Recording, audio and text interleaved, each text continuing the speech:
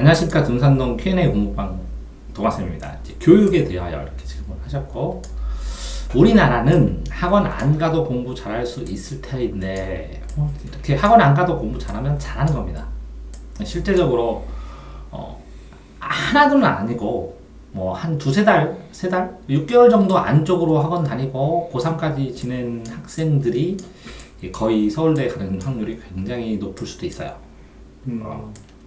왜 그러냐면 학원을 갈 필요가 없어요. 학원 수준이 그 학생을 가르칠 수준이 안 돼요. 근데 굳이 학원을 4, 5개씩 다니는가 이렇게 됐을 때 나눠보면, 첫 번째로 부모 입장에서 얘기를 하면요, 초등학교 때는 이제 끼고 가르치는 경우도 많아요. 초등학교 때는 끼고 가르치는 경우도 많은데 또 다르죠. 맞벌이를 하면 가르칠 수가 없어요. 그럼 얘를 어디다 둬요? 학원. 그래서 학원에 맡기는 거예요. 학원에 맡기는데 이 학원의 종류가 공부를 내가 하고 싶어 하지 않잖아요. 초등학교 때부터. 네.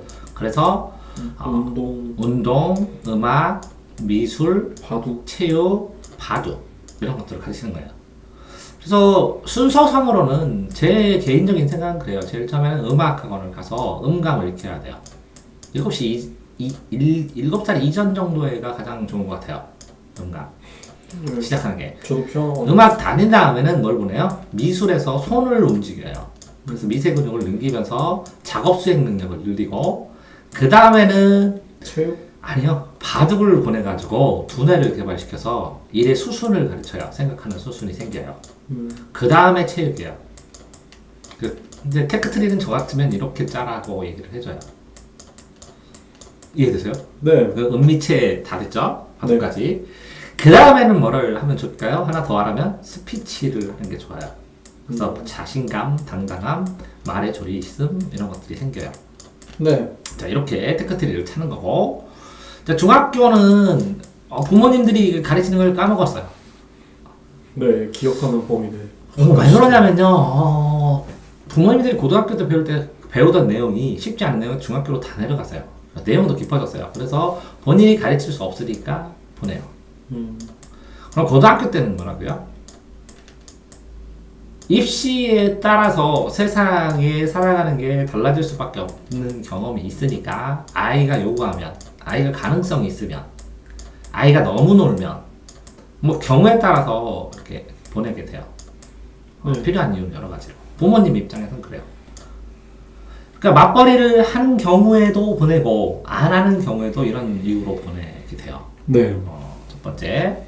그런 다음에 여기서 테크트리를 하나 타면 독서 논술을 또 능력이 되면 독서 논술. 그러면 책을 읽는 거를 좋아하게 만드는 게 아니라 책 읽는 거를 통해서 책을 가지고 대화하고 생각하는 법을 배우죠. 독서 논술은. 네. 엄밀하게 얘기하면. 근데 이제 부모 입장이고, 그럼 학생 입장에서는, 자, 생각해 봅시다. 학생 입장에서. 자, 첫 번째는 초등학교 때는 아니, 심심해서 가요. 노래가 아무도 없어요, 놀이터에. 네, 다 학원에 있어요. 가죠. 심심해서 가고, 두 번째는 이 내용을 모르겠어요. 필요해서.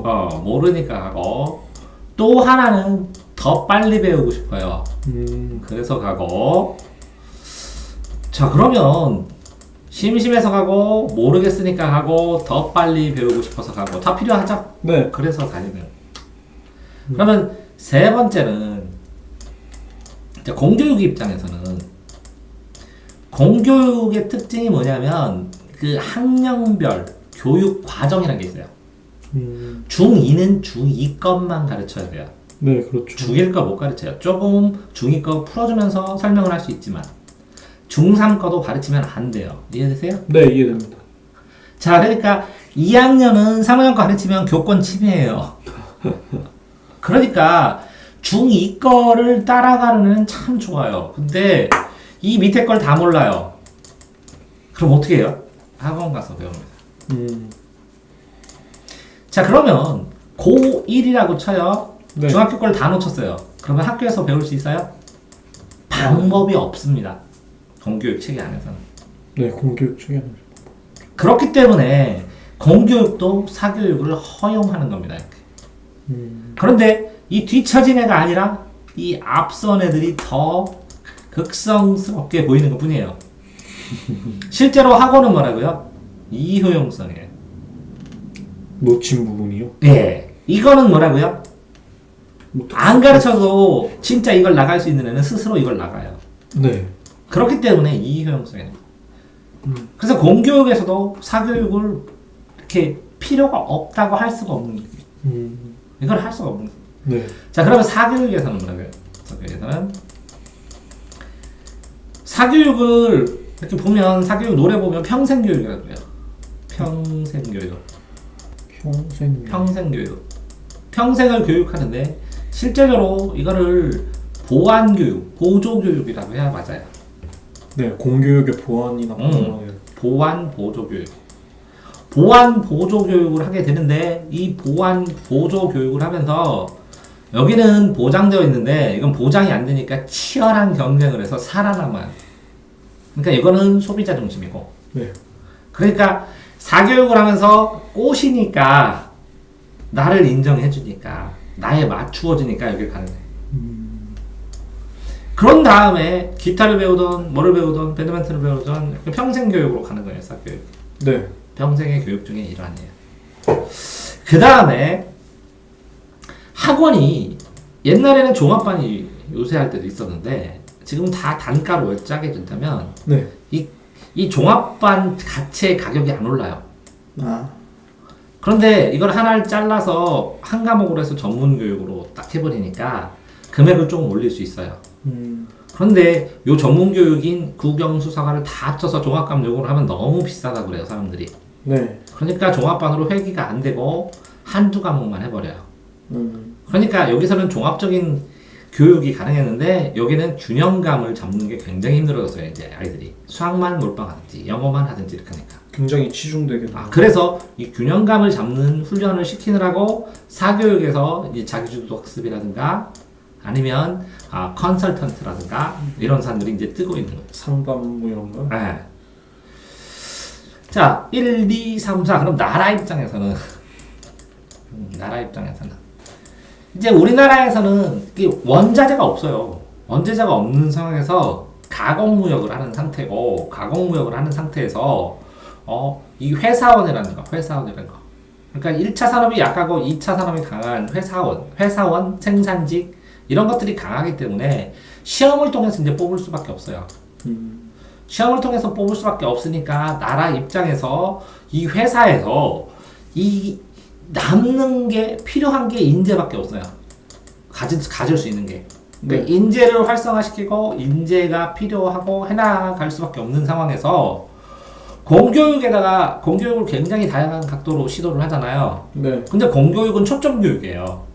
어느 정도의 3등급이나 이런 아이들을 초점으로. 네. 그러니까 이 초점 교육은 인재 양성이 힘들 것 같으니까 막 깔랐어요. 특목고 무슨 거 그 경쟁 체제로. 이런 경쟁 체제로 다 자르니까 알아서 사람들이 사교육비를 투입하면서 이 경쟁 속에서 합류가 된 거예요. 그러니까 인재 나라에서 이 돈을 들여서 네. 써야 될 사교육 그 비용을 이 알아서 개인들이 해주니까 이것들을 심하게 건들 필요는 없어지는 거예요. 나라에서는. 네. 그러면 이 나라에서 있는 요 개인의 부담을 전부 다 공교육에 떠안는다 생각을 해보면 지금 인원수를 훨씬 늘리고 교사도 훨씬 많이 뽑아야 되거든요. 네. 그런데 문제는 이게 교육비는 더 투자해야 되는데 선진교육을 해서 인원수는 애들이 계속 줄어들어요. 네. 그러니까 인원이 줄는데 저출산으로 교육비를 더 투자하냐 말도 안 된다 이렇게 문제점을 또 제기하기도 해요. 그렇죠. 그러니까 이제 지금 상황에서 나라에서도 방법이 없는 상황 중이에요. 진퇴양난. 자, 6번. 그렇게 봤을 때 우리나라에서 자 공부를 하면서 순차적으로 공부가 쉬웠어요. 교과서 중심으로 했어요. 이렇게 하는 상위권 아이들은 네. 학원을 안 가느냐? 아니죠. 간다는 거죠. 필요에 따라. 근데 학원을 자, 언제 많이 가면 중학교 때 많이 가요. 그래서 고등학교 때는 하나도 안 가요. 왜요? 합숙학교고 자사고예요. 네. 기숙사에 있어야 돼요. 그러니까 중학교에서 몰쳐서 고등과정을 다 하면서 왜? 초등학교 중학생인데 고등과정을 하면서 안 가르쳐주는 학교에서 그러니까 할 수 없이 갈 수밖에 없어요, 애들이. 그래서 실컷 학원 다닌 다음에 고등학교 가서 학원을 갈 수 없는 환경이에요. 기숙사고, 안 박히고. 한 달에 한두 번밖에 안 나가고. 그런 게 아닌 게 저희 학교도 그렇고 몇몇 학교들이 그 주말 같은 때는 내보내죠. 내보내더라고요. 내보내면 얘네 학교 애들만 모아서 과외를 합니다. 네. 그러면 얘들이 트렁크를 끌고 가죠. 드드드드 학원으로 가고 드드드 해서 집에 가서 옷만 바꾸고 다시 학교로 가죠. 네. 학원을 트렁크로 끌고 가요. 그래서 많이 보죠. 네. 압니다. 근데 이렇게 주말만 다니는 것보다 훨씬 더 중학교 때는 예를 들어서 수학학원을 특목고 가는 애들이 수학학원을 3개를 다녀요. 3개씩이나요? 네. 수학을요? 네. 과거를 가는데 수학학원을 3개 다니고 수학 공부 시간만 하루에 6시간, 7시간. 나머지 시간 또 공부하고. 그러니까 고등학교 공부를 다 땡겨서 중학교에 하는 애들이 있어요. 그래서 선행을 하게 되는. 왜? 이렇게 나뉘는 순간 경쟁이 극도화로 돼버렸다. 네. 자, 그럼 7번. 자, 학원을 안 하고 잘한다는 게 상대적이잖아요. 안 가고. 더 잘하려고 하기도 하고, 뭐 이렇게. 이제 굳이 학원을 4, 5개씩 다니는 이유는 종합학원이 이제 좋은 것들이 옛날에는 뭐 종로나 대성이나 아니면 이렇게 종합학원들이 많이 성장을 했는데 지금은 이걸 전문학원으로 바뀌기 시작을 하면서 이제 수학학원 따로, 영어학원 따로, 국어학원 따로 이렇게 다니게 생기고 엄마들이 이제 정보를 찾기 시작하고 그러다 보니까 또 여기다가 인강이 또 대세가 되면서 네. 인강으로 이렇게 국어 인강 누구, 뭐 영어 인강, 국어도 비문학 인강, 문법 인강, 개념 인강, 소설 인강 이렇게 또 나뉘잖아요. 네. 이렇게 잘리니까 학원을 한 개가 아니라 서너 개를 다닐 수밖에 없는 학습 조건으로 디테일화되고 분화돼 버려서 사람들이 이제는 뭐라고요? 스스로 자기가 주도해서 공부를 하고 인강 보고 스스로 공부를 하든지 첫 번째 방법은 네.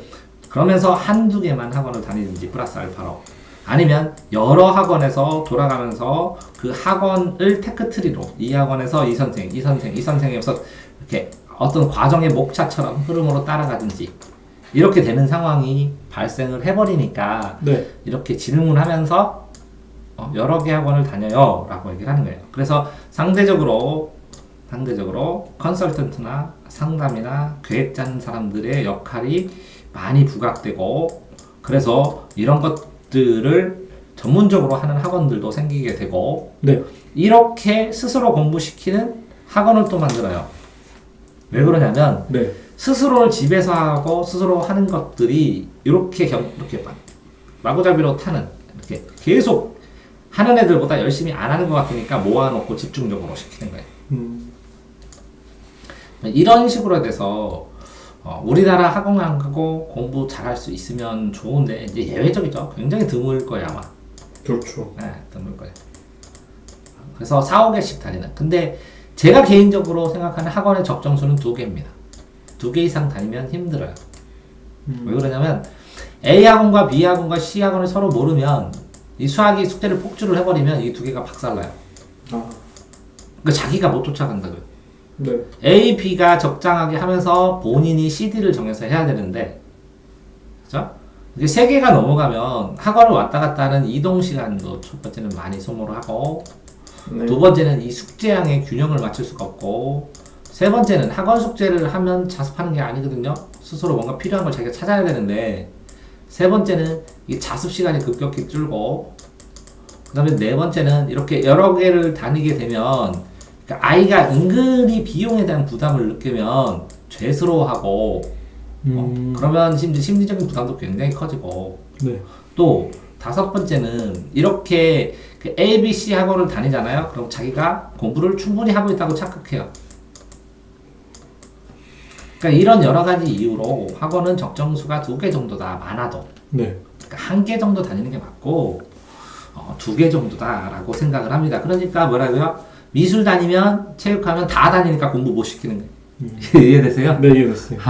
그렇게 하나만 체육하면서 예를 들어서 바둑 다니면 다 하는 거니까 그러니까 편안하게 하고 네. 바둑 다니면서 공부하고 체육하면서 공부하고 이렇게 초등 때는 그러니까 공부 안 시키고 이거 하고 그러니까 바탕으로 깔아서 책 읽기 정도 시키고 시키면 된다는 거죠, 그죠?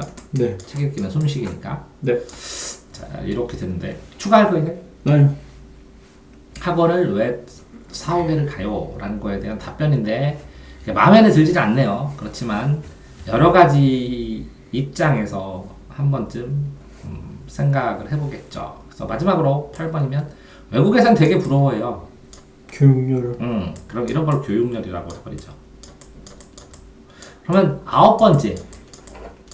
그런데 이제 이 교육 학원에 이런 게 이제 대세가 변화를 하고 있어요, 점점. 네. 왜냐면 인원이 굉장히 줄어들어가면서 네. 이게 이제 부익부 빈익빈이랑 마찬가지거든요. 인강의 몇 명, 소수의 독점하는 사람이 다 먹어버리고 네. 이 중간계층이 없어졌어요. 아. 그 다음에 이렇게 돼버려요. 그러면서 여기는 뭐라고요? 다 개별적인 박색으로 특색 있게. 그러니까 이렇게 대량 교육을 하면서 이렇게 학교처럼 거의 막 천면 학원 뭐 이런 것들은 이제 다 없어져 버리기 시작했어요. 그래서 이 인원이 위로는 못 올라가잖아요. 네. 자본이 세 올라가니까. 네. 다 밑으로 가니까 학원이 엄청나게 경쟁력이 심해서 사행산업이라고 사람들은 얘기를 해요. 그래서 거의 망해갈 것이다. 그래서 10번. 그러면 한 10년이나 20년 후에는 정말 특이한 본인에 맞춘 학원 외에는 전부 다 온라인으로 인터넷 안에서 나름 해결해버리고 하는 식으로 변할 상황이기 때문에 네. 학원의 특색, 학원의 특징 이런 것들이 정말 명확해가지고 사람들이 아, 저 학원은 이런 학원이야, 이런 거 필요한 사람 가야 돼 라는 거 아니면 다 소멸해버리고 네. 나머지는 대형화돼가지고 엄청 대형화되는데 온라인 하는 데서 오프라인을 겸해서 이해되세요? 네. 싹쓸이한데 싹쓸이한 예를 들어서 메가스터디 그러니까 홈플러스처럼요. 아. 메가스터 대전점, 메가스터 인천점, 메가스터 이런 식으로 전부 다 바뀔 거기 때문에 네. 대형화 학원의 추세가 어떻게 되느냐에 따라서 학원의 이제 성운이 바뀔 가능성이 크죠. 그러면 나중에 여기 안에 뺑뺑이 돌 가능성이 있어요, 애들이. 그러니까 제2의 학원, 학교, 제2의 학교로. 아. 그럴 때는 뭐라고요? 교육 다양성이 이제 붕괴될 가능성이 있어요. 이해돼요? 네. 더욱더 획일화되고. 아. 그래서 이렇게 대형화되는 거는 서민들이 하고, 네. 이렇게 살아남은 것들 중에서 20년, 30년 노하우가 쌓인 거는 부자들이 하고. 이해되세요? 네. 이렇게 딱 명확하게 나눠지는 거니까 네. 그때가 되면 뭐 이런 고민도 하지 못하실 거예요. 그러니까 4~5개씩 학원을 다니는 사람들은 부자만이 가능할 거예요, 나중에는. 나중에는 그냥 이 시스템에서 그냥 자습하고 필요한 걸 듣고 질문하시고 강의 설광해 놓으면 들으시고 이렇게 될 가능성이 크다는 거죠. 네, 학원 교육에 대한 동아쌤 의견이었습니다.